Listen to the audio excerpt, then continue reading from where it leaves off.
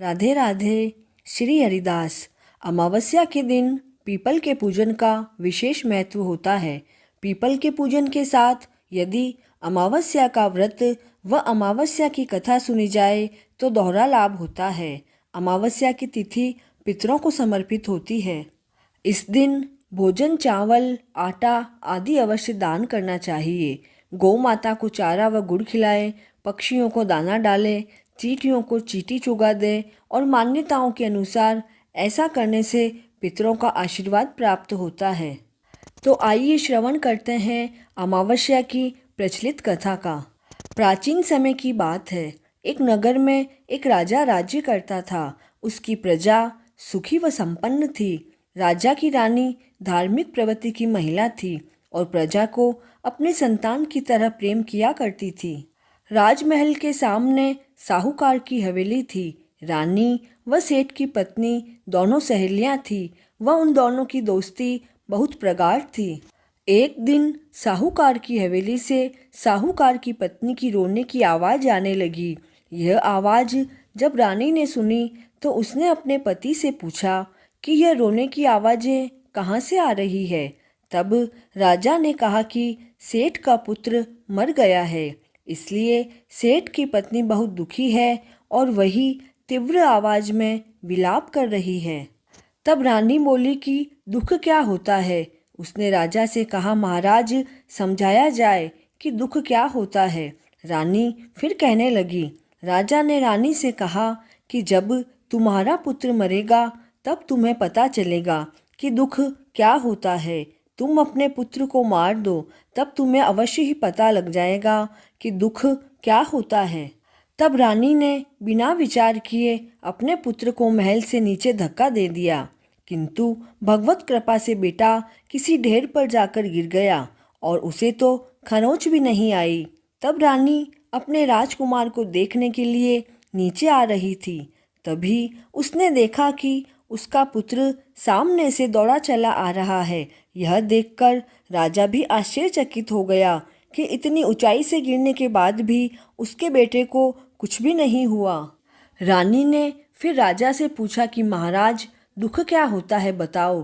तब राजा बोले कि पड़ोसी राजा के सैनिक युद्ध कर रहे हैं और मैं भी युद्ध में अकेला ही लड़ने के लिए जाऊंगा, और जब मेरे मरने का समाचार सुनोगी तब तुम्हें दुख का पता अवश्य लग जाएगा। फिर राजा युद्ध के लिए प्रस्थान कर गया, किंतु भगवान व अमावस्या माता की कृपा से राजा लड़ाई जीतकर अपने राज्य में आ गया। अब तो राजा को भी आश्चर्य होने लगा कि किस कारण से रानी को मैं दुख का एहसास नहीं करवा पा रहा हूँ कि दुख क्या होता है। तब राजा ने रानी को बुलाकर कहा कि अब हम गंगा मैया की यात्रा करने के लिए जाएंगे, तुम तैयारी करो। राजा ने सोचा कि वहाँ जाकर मैं गंगा जी में कूद जाऊंगा, तब रानी को दुख का एहसास अवश्य होगा। रानी ने गंगा यात्रा की तैयारी कर ली और वे यात्रा के लिए रवाना हो गए। कैलाशपति ने सती से कहा कि आज मैं तुम्हें कलयुग में सुखी आत्मा के दर्शन करवाऊंगा। शिवजी ने बकरे का और पार्वती मैया ने बकरी का रूप धारण किया।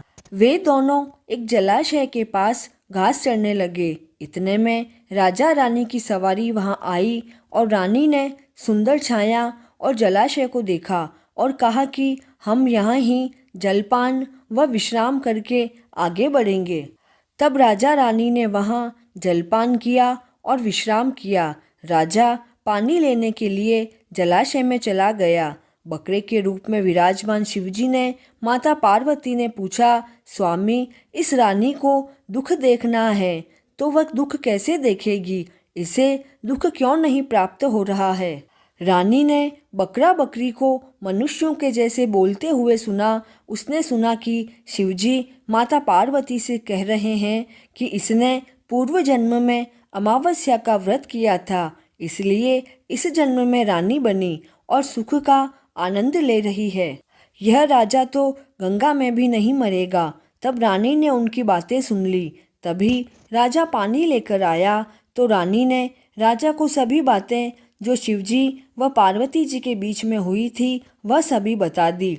तब वे दोनों वापस अपने नगर आ गए। फिर राजा ने अपनी प्रजा को अमावस्या का व्रत करने की आज्ञा दी। राजा ने कहा, जो भी अमावस्या का व्रत करेगा उसे कभी भी कोई दुख नहीं उठाना पड़ेगा, इसलिए सभी को हर अमावस्या का व्रत अवश्य ही करना पड़ेगा।